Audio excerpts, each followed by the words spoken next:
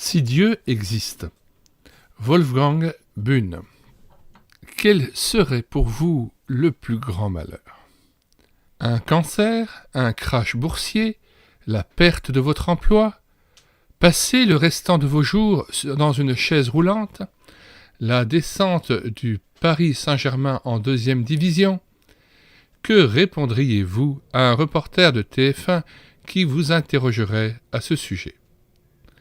Le fils d'un éditeur célèbre devait répondre à cette question dans les colonnes d'une revue à grand tirage. À propos de ses passe-temps favoris, de ses points forts et de ses faiblesses, il répondit avec humour, finesse d'esprit et parfois un brin de sarcasme. Lorsqu'on lui demanda quelle serait pour lui la plus grande catastrophe, il déclara d'une manière inattendue, brève et déconcertante, que Dieu existe. Ce jeune homme était conscient que si Dieu existait, il lui demanderait des comptes sur la manière dont il aurait vécu. Il avait jusque-là mal géré sa vie et mal investi ses forces. La question de l'existence de Dieu est loin d'être anodine.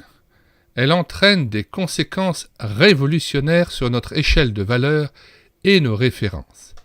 La question ne sera plus de savoir à quelle vitesse la couche d'ozone se détériore ou qui occupe la première place au classement mondial des tennismen ou quel sera le score du Parti socialiste lors des prochaines élections. Mais qu'adviendra-t-il de ma vie face à celui qui l'a créée? Søren Kierkegaard, ce génial philosophe et poète danois, a écrit des lignes sublimes à ce propos. On ne vit qu'une fois. Lorsque la mort te frappera, auras-tu bien utilisé ta vie? L'auras-tu utilisée de façon conforme à son objectif éternel, la louange de Dieu? Si ce n'est pas le cas, tu n'auras plus aucun moyen de rectifier la trajectoire que tu auras suivie. On ne vit qu'une fois. Je ne crois pas à la réincarnation, comme les hindous et les ésotériques. La perspective de mener une autre vie après celle-ci, de revenir sous la forme d'un cafard, comme me l'a déclaré une indienne, ne m'enthousiasme pas du tout et ne me convainc pas. Pour moi, la Bible est digne de foi.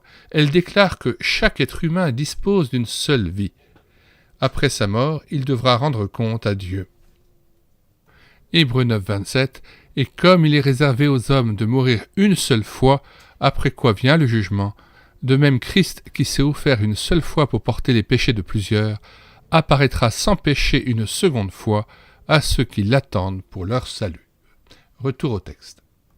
Après sa mort, donc, l'homme devra rendre compte à Dieu.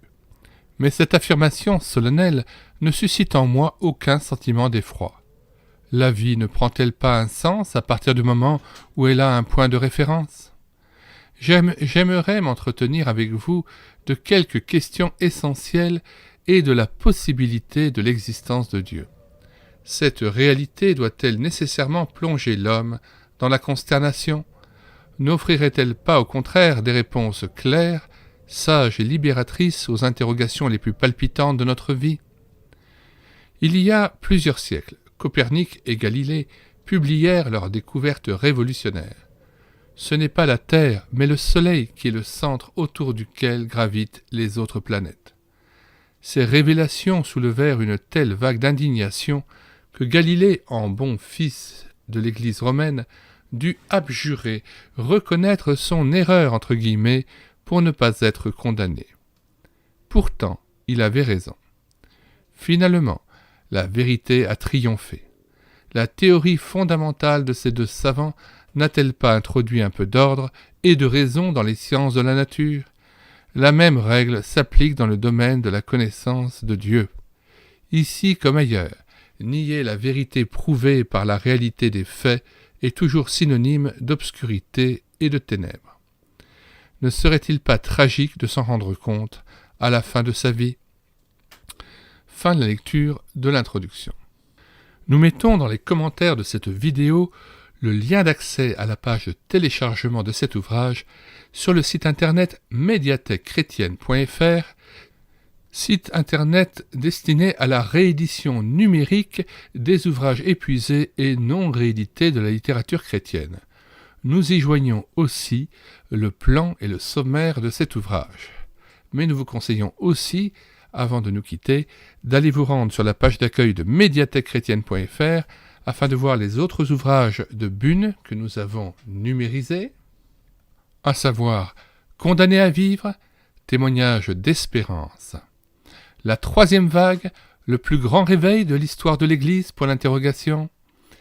De même, nous vous invitons à regarder sur la page d'accueil les centaines d'ouvrages et les dizaines d'auteurs dont nous avons pu rééditer numériquement les ouvrages, afin de les mettre au service de l'Église à nouveau et consultables par toute la francophonie dans le monde entier. Enfin, nous voudrions aussi vous parler du ministère que nous avons développé de mise en parole de cantiques traditionnels, et notamment de très nombreux cantiques des ailes de la foi interprétés par Écho de la joie, mais aussi nous avons remis à l'honneur l'ensemble de la production musicale, les cantiques de Françoise et Daniel Dossmann. Nous avons eu l'autorisation aussi de mettre en ligne les chants de Pierre Van Waarden, et nous avons mis aussi quelques playlists de la mission Timothée et des chants de Samuel Grandjean. Nous vous disons au revoir et à bientôt.